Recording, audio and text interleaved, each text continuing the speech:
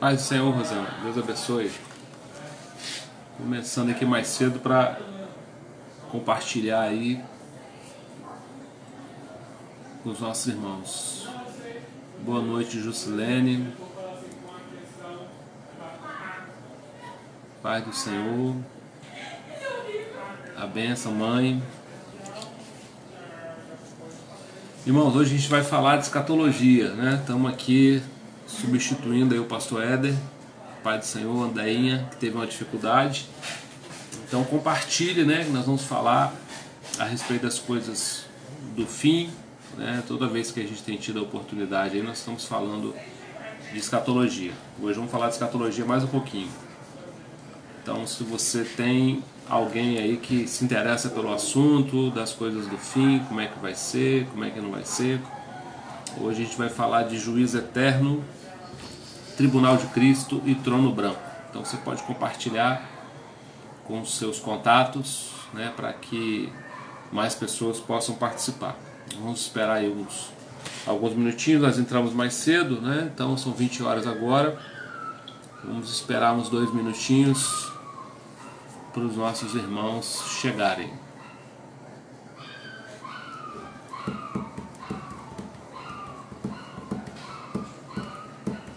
Vão compartilhando, vão compartilhar. Deus te abençoe, Sara. Compartilhando o vídeo para que mais pessoas possam participar do estudo. Pai do Senhor Lil, Deus abençoe você. Pai do Senhor Flávio, boa noite. Alex, Deus abençoe. Irmãos, vamos falar de escatologia. Você que gosta das coisas do fim, né? Estudo das coisas do fim. Hoje vamos falar de escatologia. Estamos aqui. Pai do Senhor Newton, Deus abençoe. Estamos aqui substituindo o pastor Éder, né? E vamos aproveitar o tempo aí para continuar o nosso estudo, né? Que fizemos aí recentemente sobre morte e ressurreição. Hoje vamos falar de juízo eterno. Juízo eterno. Então você que tem interesse no assunto, né? Vamos falar sobre essas coisas e compartilhe aí com seus contatos para que mais pessoas também possam participar desse estudo, né? Vamos falar das coisas do fim. Daqui a um minutinho nós já vamos orar e já vamos começar a falar sobre o tema. Pai do Senhor Rubens, Deus abençoe. Então você que tem amigos aí, conhecidos, que se interessam pelo estudo das coisas do fim, compartilha, convida, né, para que mais pessoas estejam aí recebendo esse estudo. Amém?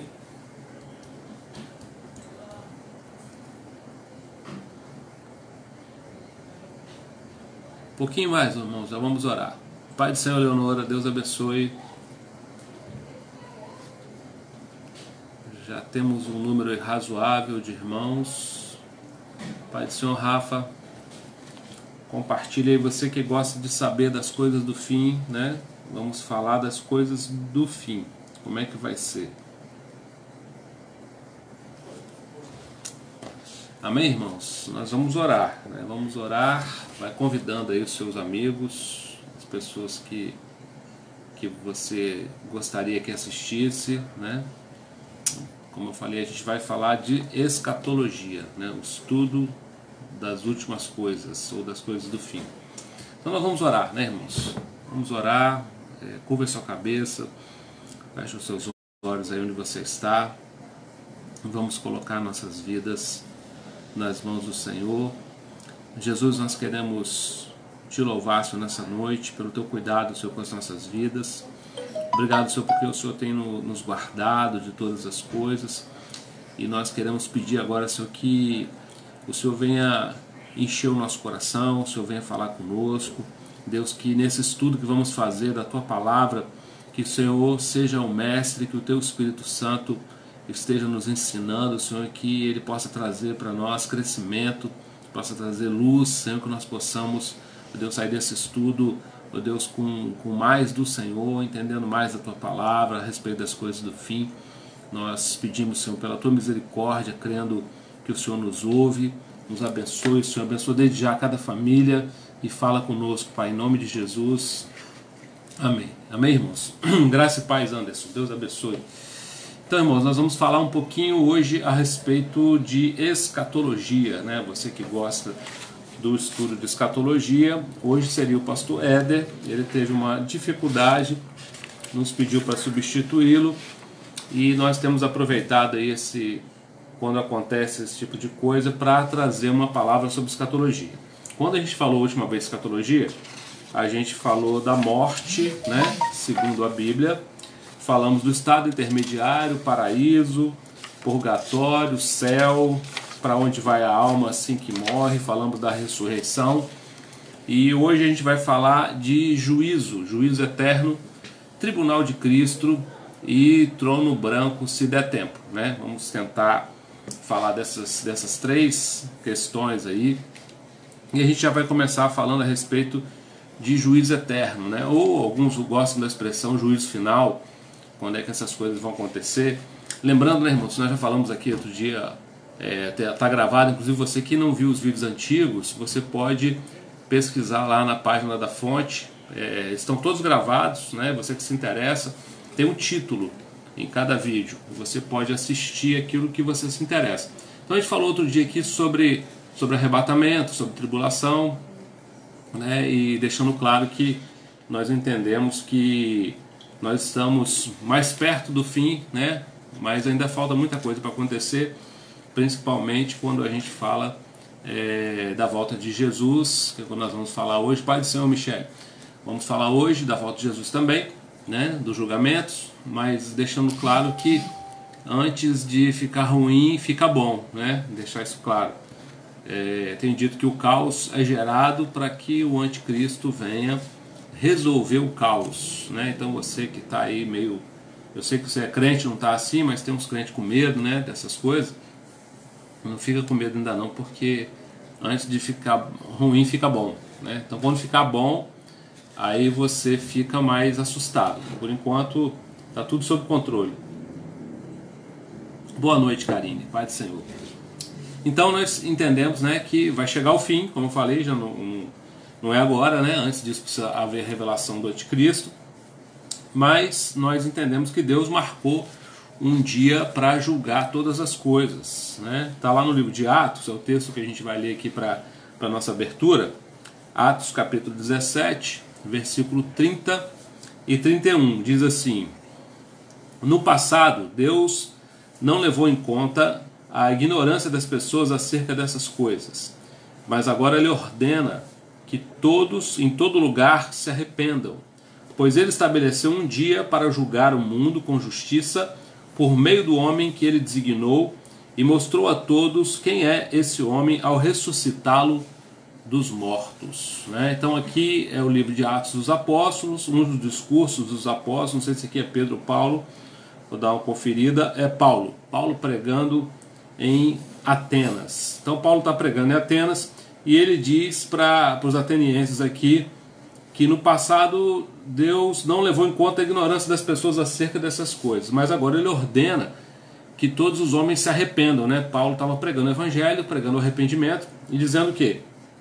Por que ele estava dizendo isso? Versículo 31, pois ele estabeleceu um dia que há de julgar o mundo com justiça. Então a primeira coisa que a gente quer falar, né, nesse estudo é que há um dia que Deus marcou para julgar tudo, né, com justiça. A Bíblia diz que os olhos de Deus estão sobre toda a terra. A Bíblia diz que a vingança pertence ao Senhor. né? A Bíblia diz: bem-aventurados têm fome e sede de justiça, porque eles serão fartos, né? Então haverá um dia de fartura de justiça. É importante a gente entender isso, né? Aleluia. Caiu aqui para mim, irmãos. Vocês estão recebendo aí direitinho? Amém? Glória a Deus. Se está tudo bem aí, me dá um certinho para saber que você está me ouvindo. Amém. Obrigado, irmãos. Glória a Deus. Então, irmãos, Deus estabeleceu um dia que Ele há de julgar tudo, né? Com justiça. E essa justiça ela vai ser farta, né? Vai ser farta. Não há pressa de Deus para julgar as coisas, né? Porque Deus tem a eternidade. E quando a gente fala de juízo final, é importante que a gente entenda que não é um julgamento, né? São vários julgamentos. Pai do Senhor, pastor Eduardo, são vários julgamentos, né? Não é um julgamento só, são vários. Vão acontecer vários julgamentos. Então a gente vai falar um pouco de cada um deles. O importante, que eu gosto sempre de começar falando, é que nesse texto que a gente leu de Atos 17:30, principalmente o versículo 31, ele diz o seguinte: Deus estabeleceu um dia que há de julgar com justiça por meio do homem que Ele designou. Então Deus designou um homem para julgar, né? E eu quero falar desse detalhe que é muito importante, né? É um detalhe que faz uma diferença muito grande. Ele diz assim, e ele mostrou a todos quem é esse homem ao ressuscitá-lo dos mortos. Então, esse detalhe ele é fundamental. Por quê? A gente vai fazer a primeira parte do estudo, falando de juízo eterno, baseado em algumas perguntas. Então, nós vamos primeiro estabelecer quem é o juiz, vamos falar disso agora, quais são as bases do julgamento e que aspectos serão avaliados nesse julgamento. Muito importante. Como eu digo sempre, o estudo de escatologia ele tem por objetivo principal nos impulsionar ao evangelismo, né? A escatologia não é feito para amedrontar ninguém, né? Ou a gente não faz isso para exibir o nosso conhecimento, nada disso, né? Até porque a gente não sabe nada, né? Quem pensa saber alguma coisa não aprendeu ainda como convém. Mas a intenção de estudar a escatologia é promover no coração dos crentes o desejo de evangelizar, né? Porque haverá um juízo, e haverá um juízo duro, né? Para aqueles que não têm Jesus. Vamos falar disso aqui. E esse juízo duro começa pela escolha do juiz. Por quê? O que o versículo de Atos 17:31 fala? Que Deus estabeleceu Jesus como o juiz.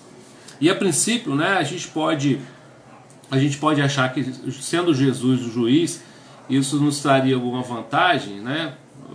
Quando eu falo nos traria, para aqueles que estarão lá, tá, irmãos? Deixando isso claro sempre. Daqui a pouco a gente vai destrinchar o tribunal de Cristo e o trono branco, que é o julgamento dos crentes e o julgamento dos ímpios, né?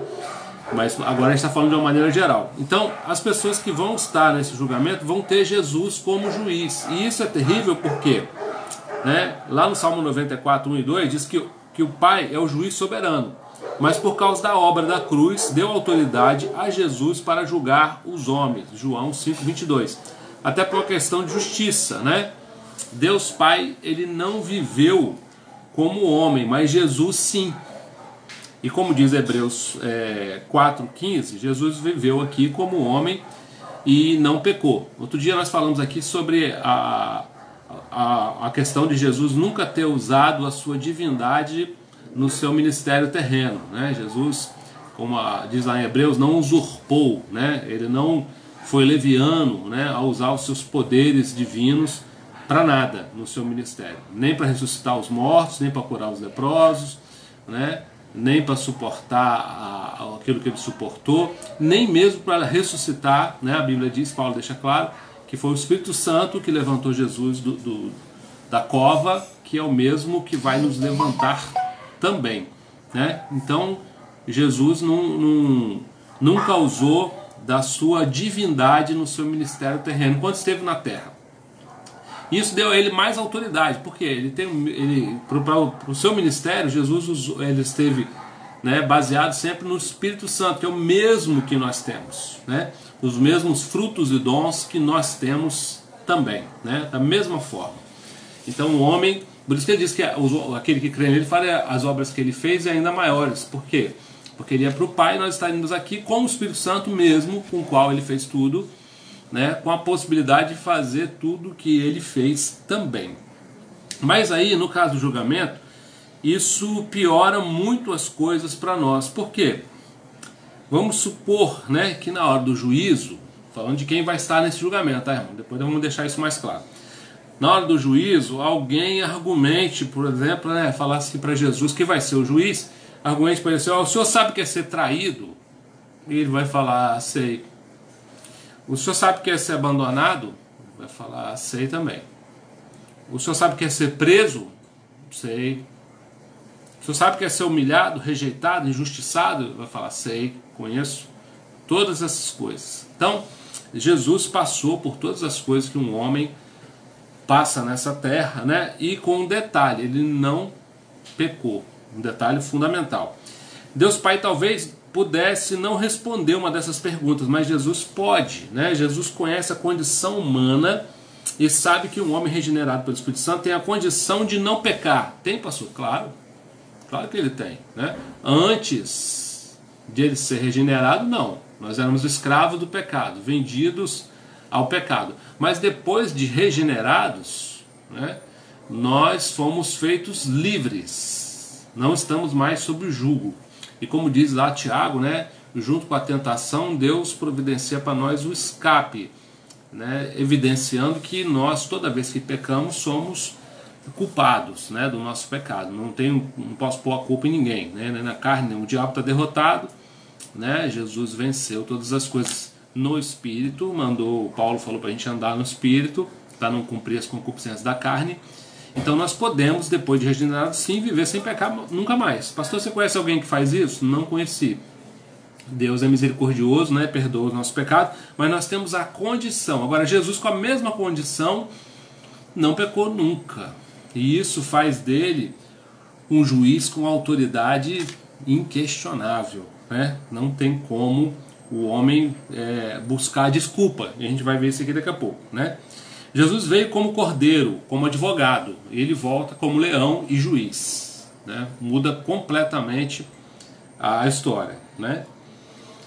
Quais são as bases do julgamento? Agora a gente vai falar um pouco das bases, né? Já definimos aqui quem é o juiz, vamos falar um pouco das bases. E aí nós vamos ler Romanos capítulo 2. Romanos capítulo 2, versículo 2. E sabemos que Deus, em sua justiça, castigará todos os que praticam tais coisas, né? Muitas vezes nós somos confrontados nos nossos erros e nós não admitimos. Então, o julgamento, né, de Jesus, ele vai ser com base em verdade. Deus manda confessar, o diabo manda esconder.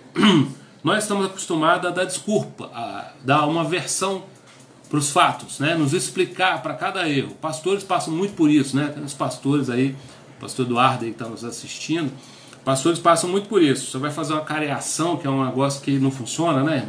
Na igreja não funciona. Porque você faz uma careação, o irmão conta a versão dele, o outro conta os fatos segundo ele entende. Então tem muito isso, né? Na hora, até para o juiz do tribunal comum, humano, né, para ele chegar na verdade é muito complicado, porque o homem argumenta, né? Mas quando a gente estiver diante de Jesus, né, aqueles que estiverem, voltando a repetir, diante de Jesus, não tem como se adulterar a verdade, né, falsear a verdade, dar um jeitinho, né, aquele jeitinho brasileiro. Na verdade, por quê? Porque todas as coisas vão estar patentes diante dele. Não tem como enganar, mentir ou contar uma nova versão, né? Você pode contar uma versão para um homem, mas para Deus, se eu contar a versão, Deus vai falar: não, eu conheço exatamente o seu coração, eu sei exatamente a intenção, eu sei exatamente o que você quis fazer. Então não haverá mentira, vai ser um julgamento baseado na verdade. Outra questão importante, né, Romanos capítulo 2 também, versículo 11, diz assim: pois Deus não age com favoritismo, né? ou acepção de pessoas. Então aqui a justiça vai ser feita de forma diferente, né? Porque aqui na Terra como é que acontece? A justiça depende, né? Depende de quem julga. Você vai num advogado aí, né? Uma pessoa que tem condição de pagar um advogado mais caro e que conhece o juiz, ou isso ou aquilo, ou tem meios de pagar alguém mais competente, e aí ele vai ter um julgamento de uma forma, né? Se ele não tiver essa condição, vai ser de outra forma.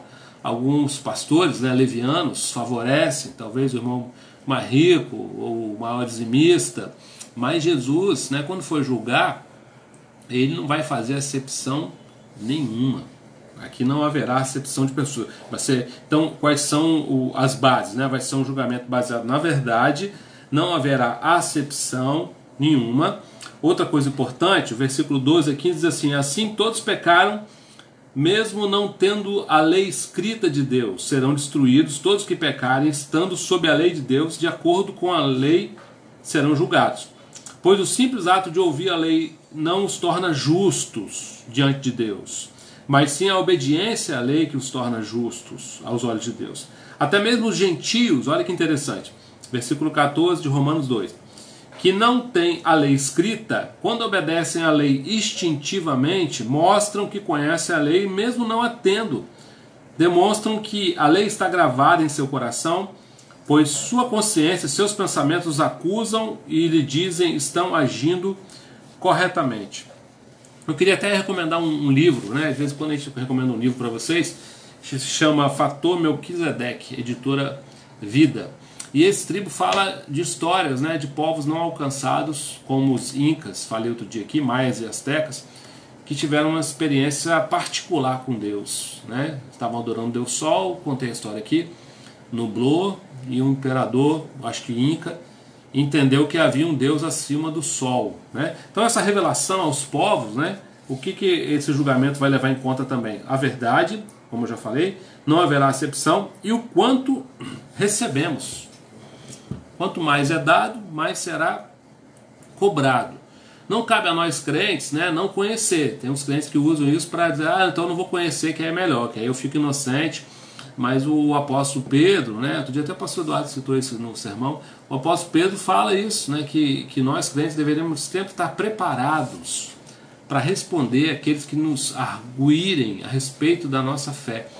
Então dizendo que o crente é um estudante, né, da palavra, deve ser, né, como diz o Salmo, né, lâmpada para os meus pés é a tua palavra. Então o crente está sempre buscando aprender, né? E aquele que sabe fazer o bem não faz, comete pecado. Então você não tem a desculpa de dizer, não vou conhecer para poder ser inocente. Não tem isso. Que aspectos vão ser avaliados nesse julgamento? Vamos lá. Jó capítulo 34, versículo 11. O que está escrito aqui, irmãos, para compartilhar com vocês? Falamos quem é o juiz, né? Definimos. O juiz é Jesus. Falamos, é forte. Falamos quais são as bases, né, do julgamento, a verdade, a não acepção de pessoas, o quanto recebemos, aprendemos, né?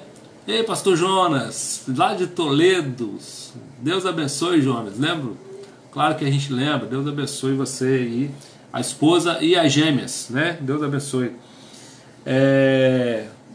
Então, quais aspectos vão ser avaliados nesse julgamento? Vamos ver. Jó 34:11, ele retribuiu a cada um de acordo com seus atos, trata as pessoas como merecem. Então a primeira coisa a ser julgada, né, o primeiro aspecto a ser julgado nesse dia, né, do juízo, são as ações. E é muito fácil, né? As ações vão ser julgadas, pastor? Vamos. É claro que eu estou dizendo de novo para você, deixando claro, são vários julgamentos, né? Tem o do ímpio e tem o do crente. Estamos falando de maneira geral. Daqui a pouco vamos falar do julgamento do crente, né? Que é diferente. Então, as ações vão ser avaliadas, né? Isso é muito fácil. Quem fez coisa boa, quem fez coisa ruim, dessa maneira. Mas aí não são só ações. Outra coisa que vai ser levada em conta são as palavras, irmãos. Olha só, que coisa interessante, né? Nosso Deus, ele criou tudo pela palavra. E pela palavra também, né, nós criamos coisas boas e ruins. Olha o que diz Mateus capítulo 12, versículo 35 e 36. Vou ler para vocês. Ó. A pessoa boa tira coisas boas do tesouro de um coração bom. E a pessoa má tira as coisas más do tesouro de um coração mau. Eu lhes digo, no dia do juízo, vocês prestarão contas de toda palavra inútil que falarem, ou frívola. Então, não sei se você é muito tagarela, se você fala de mais ou de menos, né? Então, o que a Bíblia diz aqui em Mateus? Que as palavras que a gente fala, né, mesmo sem pensar, ou as palavras que Provérbios fala assim, não, falei, mas foi brincadeira. Essas palavras todas estão anotadinhas no livro lá no anjo, né? O anjo está anotando tudo.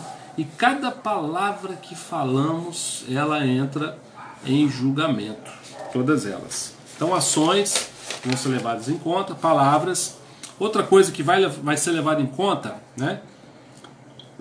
Que eu vou dizer para vocês aqui, interessante, Lucas capítulo 12, versículo 2, diz assim: virá o dia em que tudo que está encoberto será revelado, e tudo que é secreto será divulgado. Né? Deus vai julgar também os segredos dos homens. Pai do Senhor, Fabiano. Deus vai julgar os segredos. Eu não sei se você tem segredo, né? Tem alguém com segredo aí? Não fala agora não, deixa o segredo, né? Deus vai julgar os segredos dos homens. Para Deus nada está encoberto. Então naquele dia, né, vão ser julgados as ações, as palavras e os segredos dos homens também. Uma dica que eu sempre dou para as pessoas é o seguinte: você que tem um segredo, né, um segredo que não é uma coisa boa, que tem a ver com pecado, tem uma coisa que você pode fazer já, né, nesse momento, que é o quê? Contar isso para Deus agora, né, se arrepender dele, que aí não é mais segredo, né, você contou para Deus, tá resolvido. E sempre que possível, né, a gente fala de fazer a restituição. Então Deus vai julgar ações, palavras, segredos, a nossa atitude com a palavra. Eu gosto desse versículo, irmãos, olha, Mateus capítulo 10, versículo 14 e 15. Olha o que diz aqui. Mateus 10, 14 e 15. Se alguma casa ou cidade se recusar a recebê-los ou a ouvir sua mensagem, sacudam a poeira dos pés ao sair. Eu lhes digo a verdade: no dia do juízo, as cidades perversas de Sodoma e Gomorra serão tratadas com menos rigor do que essa cidade. O que Jesus, né, o próprio Jesus falou para os discípulos?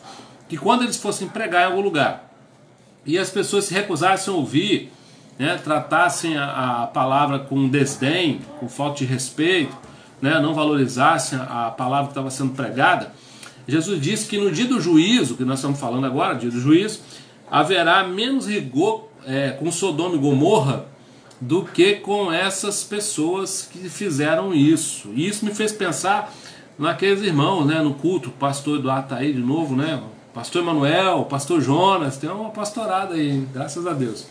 Então, a gente fica, né, às vezes está pregando no culto e tem aqueles irmãos que bebe água, né, toda hora, bebe tanta água na igreja, não bebe em casa, às vezes vai para o banheiro, atende celular, conversa fiado, fica na porta da igreja e tantas outras coisas, né, que as pessoas fazem. Às vezes vai no culto, mas não ouve o sermão, não ouve a palavra, não ouve o estudo, né? Agora mesmo a oportunidade que Fonte de Vida tem dado, né, uma live de manhã, uma live de noite, todos os dias. Então uma coisa que alguém eu não tinha como, não tinha tempo. Aí veio a pandemia, o tempo está aí, né? Posso ler a Bíblia, posso ouvir a palavra, alguém está pregando para mim, preparou. E aí a pessoa às vezes não dá o devido valor a essa palavra, né? É uma coisa preocupante, irmão. Nós temos que pensar bem nisso, porque isso também vai ser julgado.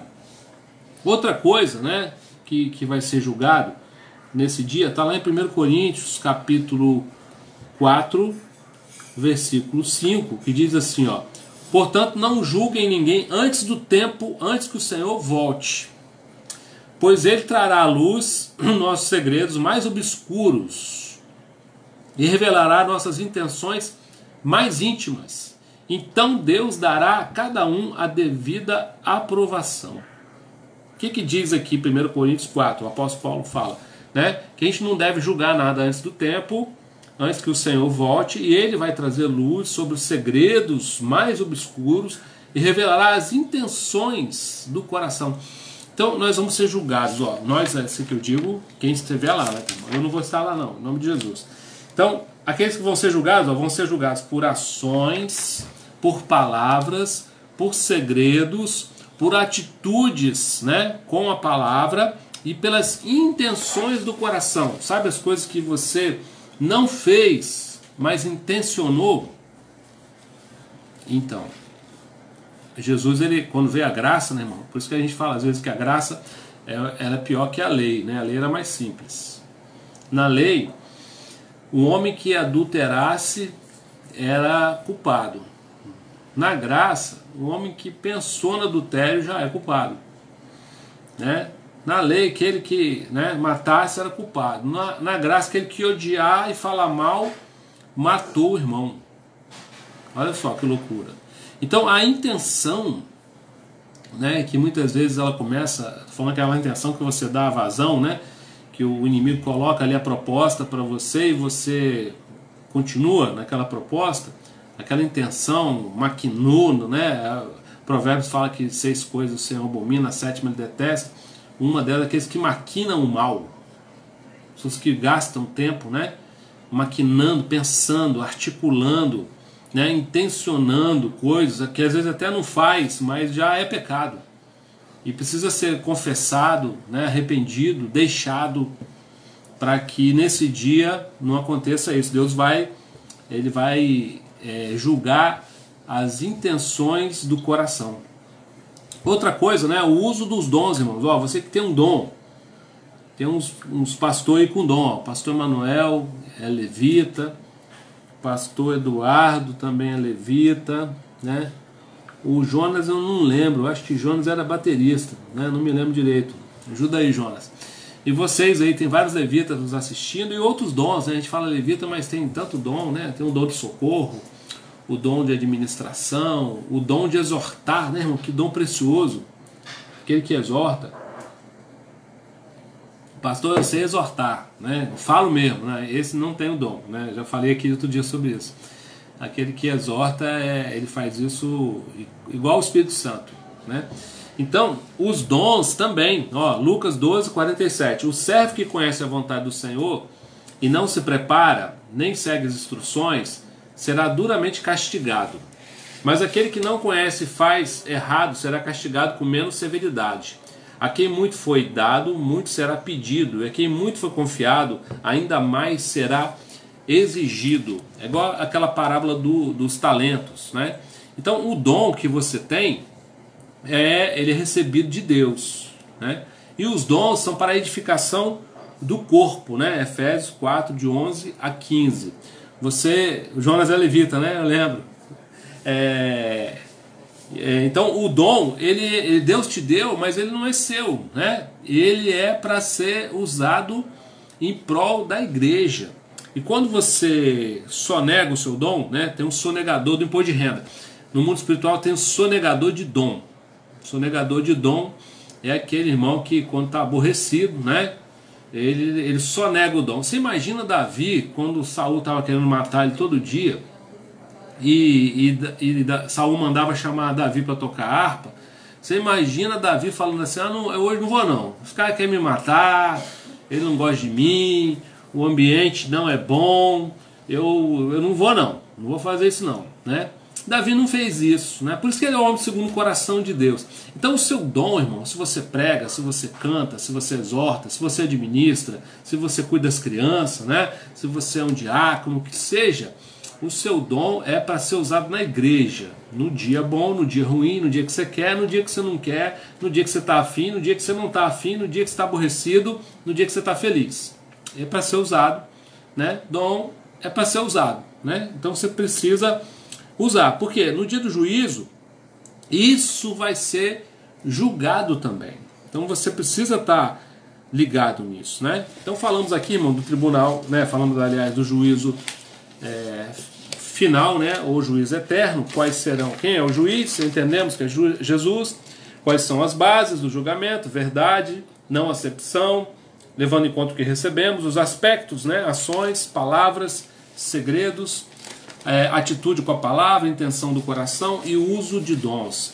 Tudo isso faz a gente pensar que é um tribunal do qual a gente não quer participar, né, irmão? Não vai ser uma coisa muito agradável, né, participar de um tribunal desse, tendo Jesus como juiz. No capítulo 24, agora a gente vai falar um pouquinho, irmãos, do tribunal de Cristo, né? Falamos do julgamento de uma forma geral, ainda temos um tempinho, então vamos falar um pouco aqui do tribunal de Cristo. Lá em Mateus 24, né, que é o capítulo que fala das coisas do fim, no versículo 29, diz assim, ó, vou ler para os irmãos. Mateus 24, versículo 29, diz assim: imediatamente depois da angústia daqueles dias, o sol escurecerá, a lua não dará a luz, as estrelas cairão do céu e os poderes do céu serão abalados.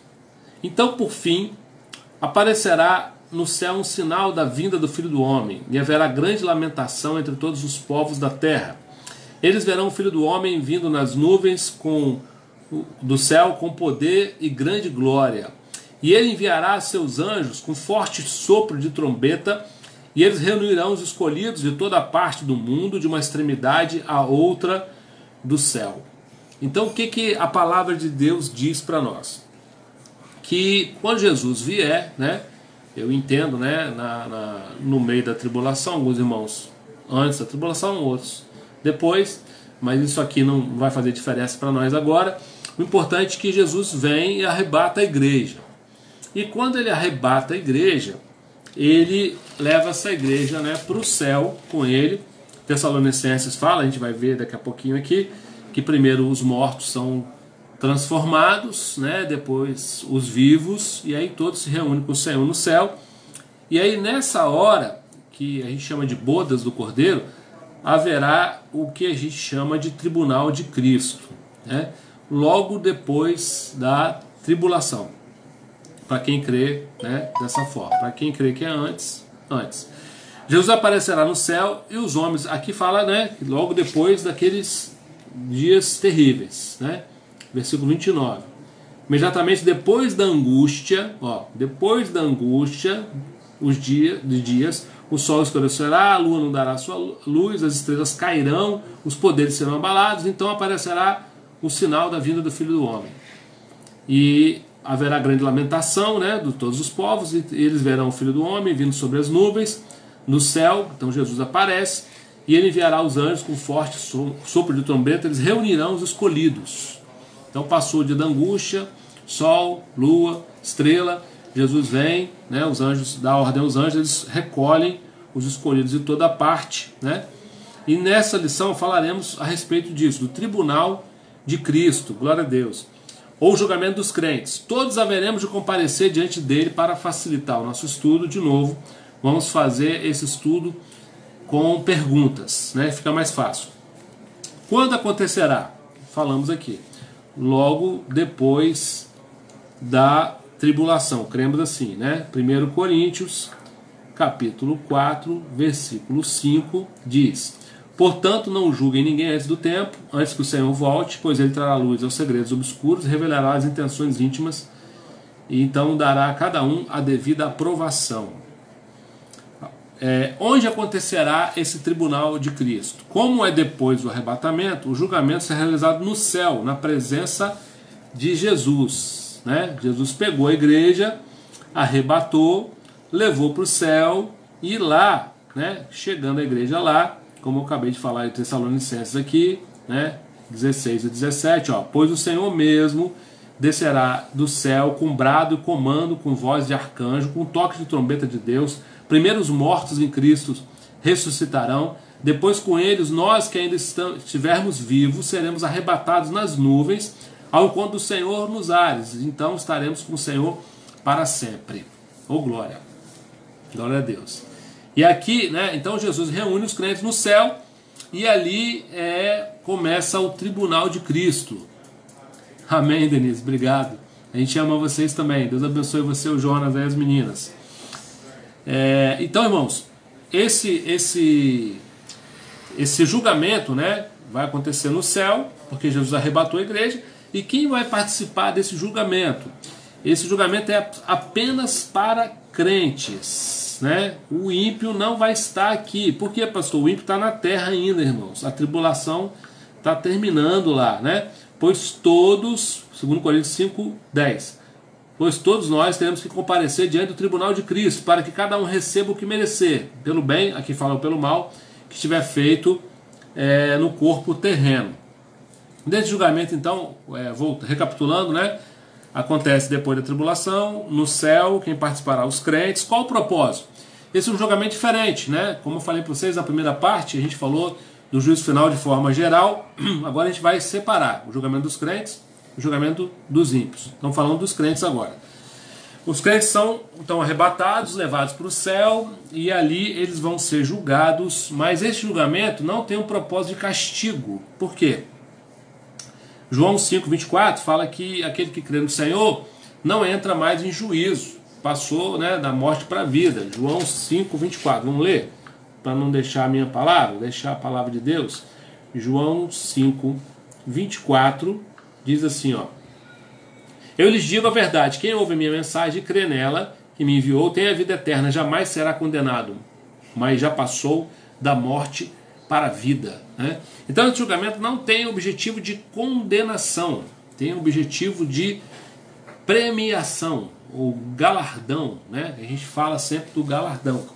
Então, qual o propósito? O termo grego usado para o tribunal de Cristo é Berna, que era o lugar elevado onde se sentava o juiz dos Jogos Olímpicos, na Grécia Antiga, e onde os atletas eram premiados, né? Então Paulo usa essa palavra, Berna, grega, que significava o lugar da premiação dos jogos. Da mesma forma, o tribunal de Cristo, como eu falei, não será um julgamento de condenação, mas de avaliação, de recompensa. Segundo Timóteo, capítulo 4, versículo 8, diz para nós assim, quer ver? 4:8. Agora o prêmio me espera, a coroa da justiça que o Senhor, o justo juiz, me dará no dia de sua volta. E o prêmio não será só para mim, mas para todos que com grande expectativa aguardam a sua vinda. Paulo fala também coroa de justiça, né, em algumas outras traduções. As obras serão colocadas em duas categorias. Então haverá duas categorias de obra. Vamos ver quais são? Porque a gente vê muita obra, né, irmão, na igreja, e a gente não vê o coração como Deus, né? Deus não vê igual o homem. O que a gente chama de grande obra pode não ser para Deus, né? O que a gente acha que é pequena pode também não ser para Deus. Vamos ver como é que se define isso? 1 Coríntios capítulo 3, versículo 11 até o 15, diz assim, olha: pois ninguém pode lançar outro alicerce além daquele que já foi posto, isso é, Jesus Cristo. O que significa? Que a obra tem valor, né, quando ela é feita em Cristo. A obra não salva ninguém, né? Pela graça sois salvos, mediante a fé. Isso não vem de vós, é dom de Deus, não de obras, para que ninguém se glorie. Então a obra não salva. Mas a obra feita em Cristo, por isso que aqui em 1 Coríntios 3 começa falando do alicerce, a base, né? Então a base da obra é Cristo. A obra fora de Cristo não tem nenhum valor. Então, 1 Coríntios 3:11 fala isso. Aí no versículo 2 diz assim, ó: aqueles que constroem sobre esse alicerce podem usar vários materiais. E aí que a gente vai ver a questão do galardão. Quais? Né?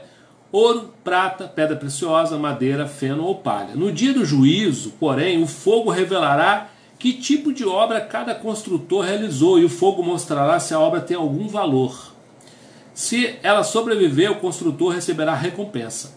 Se ela se queimar, o construtor sofrerá grande prejuízo, mas será salvo, como alguém que é resgatado do meio do fogo, né? Então, haverá uma diferenciação de salvos, pastor? Sim, a Bíblia fala e deixa isso claro, né? A questão da salvação, ela é para todos, é igual, né? Eu gosto de falar, quando falo de política, né, o pessoal fica bravo.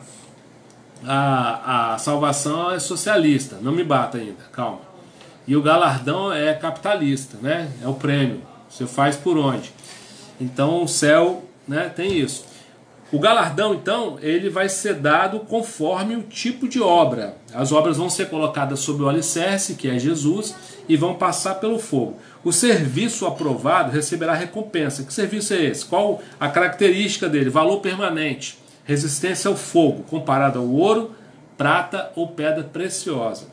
Serviço reprovado sofrerá perda, né? Esse serviço tem por característica pouco valor, resistência ao fogo, comparado a madeira, feno e palha, né? Então alguém que tem às vezes, né, a vida, a obra a motivação de cada um será provada pelo fogo. Alguns têm grandes obras, mas são de palha. A motivação está equivocada, né? A maneira pelo que a pessoa fez aquilo ali, por vaidade, ou por peso na consciência, ou numa forma de ganhar o céu, ou de aparecer, eu sou louvado pela sociedade, ou pelas pessoas, né? Tudo isso Deus vai passar pelo fogo, né? E às vezes pequenas obras que a gente acha pequenas, né, serão passadas no fogo e vão ficar como pepitas reluzentes de ouro, porque serão obras de grande valor. Russell Shedd tem uma teoria sobre o galardão que eu gosto, né? Eu aprecio a teoria dele, porque alguém fala assim: ah, pastor, mas um vai ter muito, outro vai ter pouco, não vai ficar triste no céu. No céu ninguém fica triste, né? Só se você está lá no céu. Minha pastora, ela falava assim: eu quero ir pendurado na perna do último, se for o caso, mas quero ir. E Coríntios fala isso, né? Que alguns vão ser levados para lá como pelo fogo, mas vai para lá. E outros vão ter o galardão. O Russell Shedd fala que o céu é igual para todos, mas é como se uns fossem míopes, né, e outros não. É a teoria dele. Estou dizendo que isso é verdade, né? É como o Russell Shedd pensa, e é um pregador, né, de respeito, aí, tem até Bíblia escrita, e o Shedd fala isso. Então a gente não sabe exatamente, né, como é que esse prêmio será. A gente tem ideia de que haverá um prêmio, porque a Bíblia fala, mas ele não fala como, qual vai ser, mas haverá uma distinção entre os crentes. Agora eu queria falar rapidamente, eu tenho ainda 15 minutos, sobre o trono branco, irmãos, para a gente deixar fechado, né, essa questão do julgamento. Vamos ver se a gente consegue. Apocalipse, capítulo 20, você depois pode pegar todos esses textos que eu estou falando aí na gravação, no vídeo, para você fazer um estudo com mais detalhe, né? Apocalipse 20, a partir do versículo 1, diz assim: ó, então vi um anjo descer do céu, trazendo na mão a chave do abismo e uma grande corrente. Ele prendeu o dragão, a antiga serpente, que é o diabo, Satanás, e o acorrentou por 1000 anos. O anjo o lançou no abismo, fechou e pôs um lacre na porta, de modo que ele não pudesse mais enganar as nações, até que terminassem os 1000 anos. Depois disso, é necessário que ele seja solto por um pouco de tempo. Vi os tronos e os que estavam sentados neles, haviam recebido autoridade para julgar. Vi também as almas daqueles que haviam sido decapitados por testemunhar a respeito de Jesus e por proclamarem a palavra de Deus. Não tinham adorado a besta, nem a sua estátua, nem aceitado sua marca na testa ou nas mãos. Eles ressuscitaram e reinaram com Cristo por 1000 anos. Então a igreja, né, passou pela tribulação, foi para o tribunal de Cristo, recebeu o galardão, e ela vem reinar com Cristo na terra. Essa é a primeira ressurreição. Então, como eu falei para vocês, né, Jesus é o penhor da ressurreição primeiro, depois os crentes, por último os não salvos. Mas olha o detalhe de quando eles ressuscitam. Essa é a primeira ressurreição. O restante dos mortos só voltou à vida depois de terminarem os 1000 anos. Então Jesus vem, né, reina com a igreja por 1000 anos. Aí a política vai ser ótima, né, porque os prefeitos, governadores, presidentes e etc., eles vão ser todos da igreja. Olha que lindo, né? E o presidente do planeta vai ser Cristo por 1000 anos. Felizes e santos são aqueles que participam da primeira ressurreição. A segunda morte não tem poder algum sobre eles, pois serão sacerdotes de Deus e Cristo e reinarão com ele por 1000 anos. Está claro no texto. Quando terminarem os 1000 anos, Satanás será solto da prisão. Deus tem um plano nisso, né? E sairá para enganar as nações, Gog e Magog, em todas as extremidades da terra. Ele as reunirá para a batalha de um exército poderoso e incontável, como a areia da praia. Vai haver um grande exército do inimigo, né? No final dos 1000 anos ele vai enganar muita gente de novo. Homens, né, E os anjos caídos também vão estar lá. Subiram pela vasta planície da terra e cercaram o acampamento do povo santo e a cidade amada. Mas fogo desceu do céu e os consumiu. A batalha, né, de Gog e Magog, ela lá no final, né, eles vão cercar a cidade santa, Jerusalém, mas não haverá luta. Jesus vai com sopro e o fogo que vai consumir todo mundo. O diabo que havia enganado todos será lançado no fogo que arde com enxofre, onde já estava a besta e o falso profeta. E ali serão atormentados de dia e de noite para todo o sempre. Então, quando é que acontece? Da mesma forma que a gente fez com o tribunal de Cristo, nós vamos fazer aqui rapidamente com o trono branco. Logo depois do tribunal, Jesus reinará com a igreja por 1000 anos, né? Conforme a gente leu aqui. Satanás estará preso, no final do período ele é solto novamente, vai sair para enganar as nações, vai juntar muita gente de novo, por incrível que pareça, para a batalha final de Gog e Magog, no Vale de Meguido, contra o Senhor. Depois de cercar o arraial dos santos, será devorado pelo fogo lançado no enxofre. E aí vem o julgamento final, o trono branco, versículo 11, né? Vi um grande trono e aquele trono estava sentado, aquele que estava sentado nele. A terra e o céu fugiram da sua presença, mas não encontraram lugar para se esconder. Vi os mortos, presta atenção nisso, pequenos e grandes, em pé, diante do trono de Deus, e foram abertos os livros, incluindo o livro da vida. Os mortos foram julgados, segundo o que haviam feito, conforme o que estava registrado nos livros. O mar entregou seus mortos, a morte e o mundo dos mortos também entregaram seus mortos. E todos foram julgados de acordo com seus atos. Então a morte e o mundo dos mortos foram lançados no lago de fogo, e o lago de fogo é a segunda morte.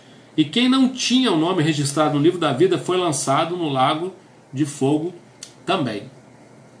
O que isso significa, né, irmãos? Irmãos, vocês estão aí? Não estou vendo ninguém falar nada. Dá um certinho para mim, para saber que você está me ouvindo. Acho que o assunto está interessante, ou então caiu, não estou sabendo. Me dá só um sinal para saber que você está aí. Vou esperar a reação de vocês aí.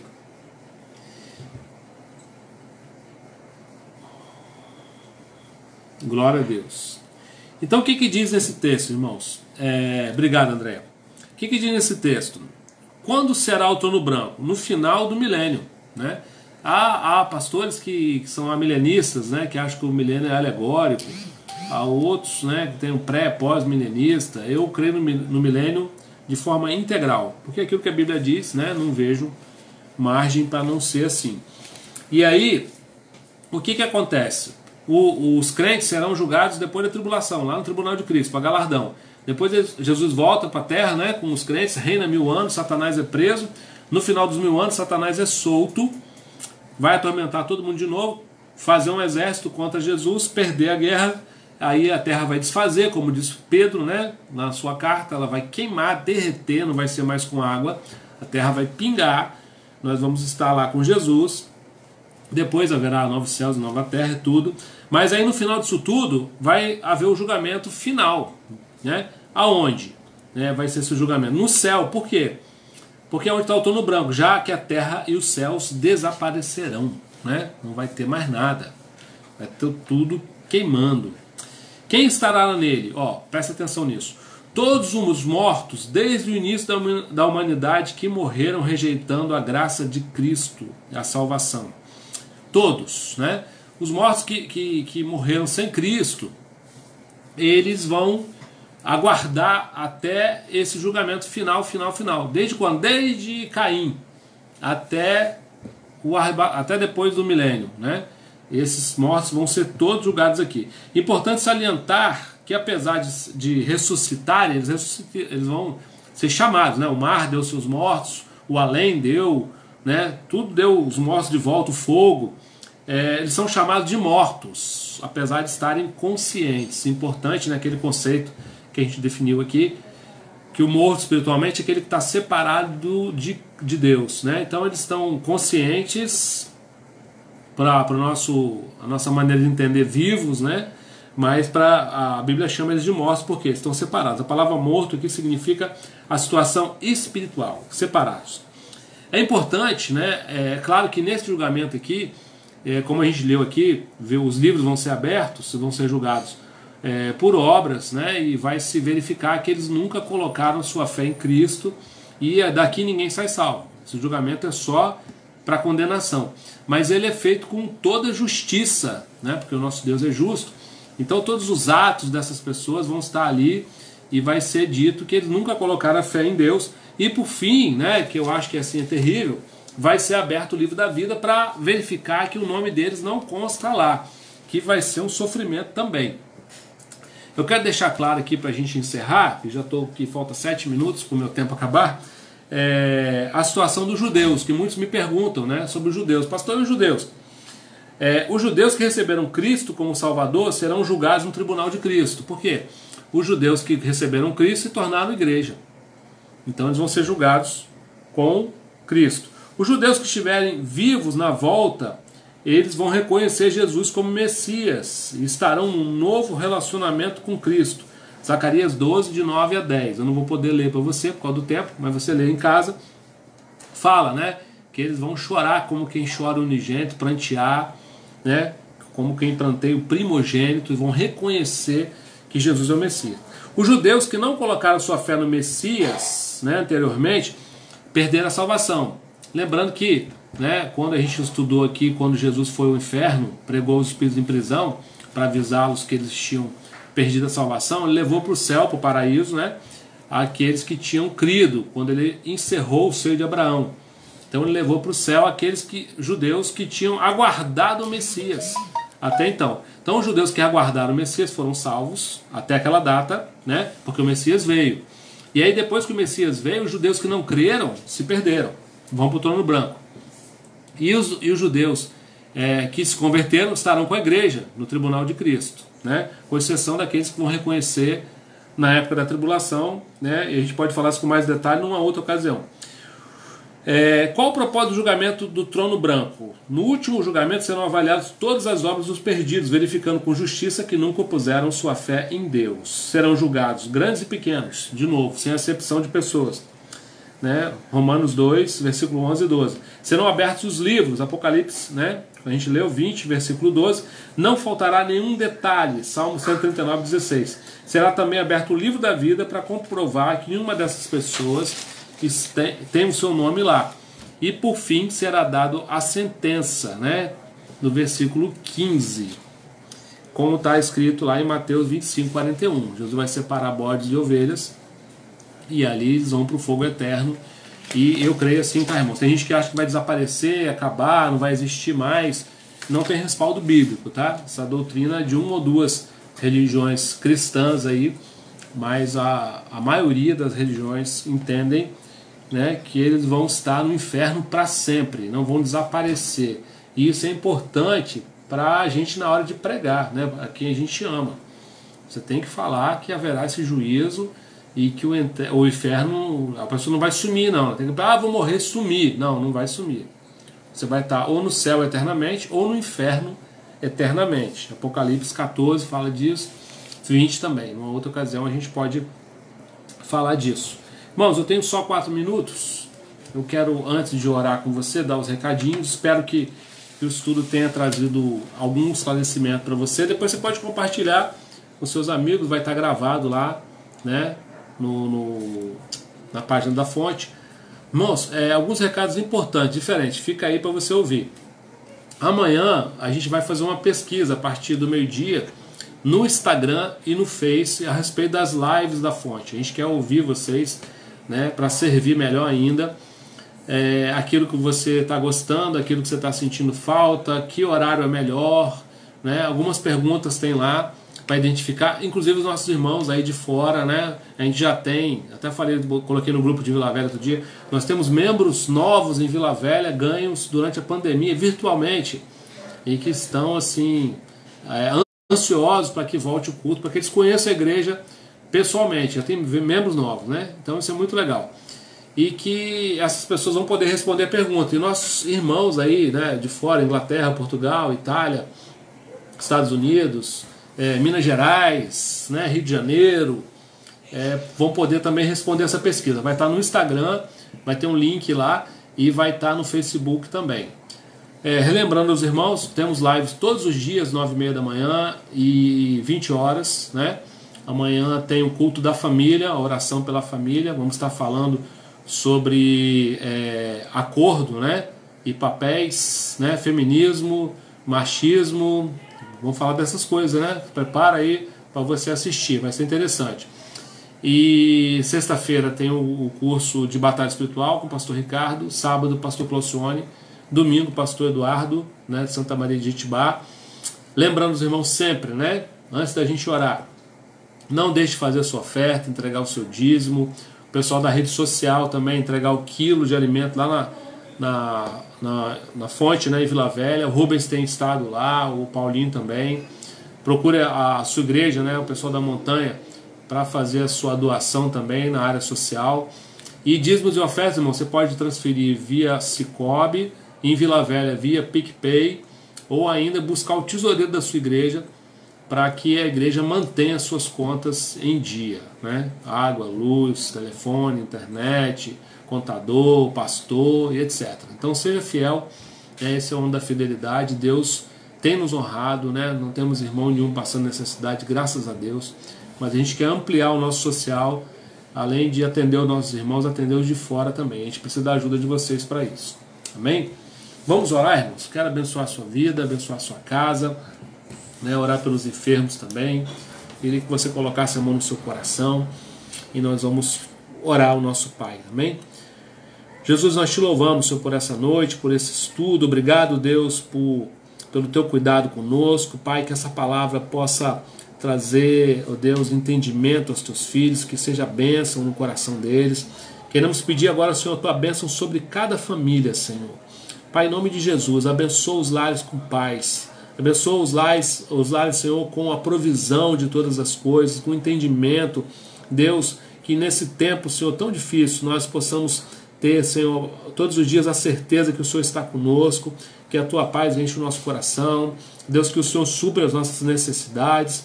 Eu peço, Senhor Deus, que haja cura para os enfermos, que o Senhor alcance, Senhor, aqueles que estão nos hospitais, nas UTIs, Pai, os profissionais de saúde, os profissionais de segurança, os médicos, os enfermeiros, os doentes. Pai, os doentes estão em casa, Senhor, em nome de Jesus. As pessoas, Senhor, que agora estão com febre, passando mal. Pai, que haja cura, que haja restauração nesse momento, porque a tua palavra diz, Senhor, que aquilo que nós ligarmos aqui na terra será ligado no céu. E nós oramos, Senhor, pela cura de cada irmão que nos ouve agora, cada um que precisa dessa cura, Senhor. Oramos pelos pastores, líderes dessa igreja, pelas suas famílias, Senhor. Deus, teu servo, sabedoria, graça, derrama a tua paz nos lares deles também. Senhor, nos conduz, Senhor, porque essa igreja é tua, Senhor, somos servos, por isso nós entregamos nas tuas mãos todas as coisas. Entregamos nas tuas mãos, Senhor, o fardo, Senhor, e colocamos sobre nós o teu fardo que é leve. Fica conosco, nos dá uma noite abençoada e tranquila, Senhor, na tua presença, em nome de Jesus. Amém. Amém, irmãos? Deus abençoe vocês, né? A partir de agora, aí, você que quer sair, fica à vontade, né? Amanhã, Pastor Manuel, Deus abençoe. Obrigado, Pastor Eduardo, Pastor Jonas, Denise, aos nossos irmãos aí todos que estão conosco. Que Deus os abençoe, dê uma noite de paz e tranquilidade, né? Divulgue o estudo, passe adiante, né? Compartilhe, e se você aí quer depois pegar os versículos e tal, assista novamente, né? Pega lá os versículos, anota, faça o seu estudo aí, e que seja bênção, né? Deus abençoe Fabiano, o povo da Inglaterra aí, Deus seja com vocês, guardando, abençoando em nome de Jesus, né? Os nossos irmãos aí de fora, cada um deles. Deus abençoe, Jonas. Deus abençoe Minas Gerais. Abraço, Fabiano, Jussara, beijo aí no meu neto, né? Juízo. Deus abençoe Tiago, Michele, Flávio, Juscelene. Durmam com Deus, né? Beijo, mãe. Deus abençoe. Dá um beijo no pai aí também, né? Que bom que você gostou, Pastor Jonas. Deus abençoe. Compartilha aí. Deus abençoe, Pastor Eduardo, sua casa, família, esposa, igreja. Fiquem com Deus. Deus abençoe, Rosana. Fiquem com Jesus. Bom descanso, né, para todos vocês. Pai do Senhor, Pastor Manuel, dá um abraço na pastora Joelma aí na igreja, Nova Aliança. Fonte de vida é nova aliança é fonte de vida. Beijo, Jonas. Verdade, passamos um grande tempo, né, juntos e foi bênção. Que Deus abençoe as terras de Minas Gerais. Tiver no Espírito Santo, vem cá que a gente abraça. Mata a saudade.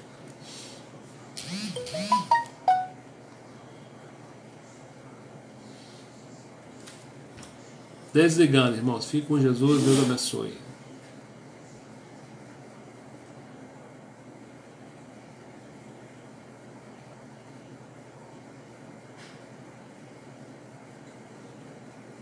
Amém, Jonas. Vai ser um prazer ter vocês aqui com a gente.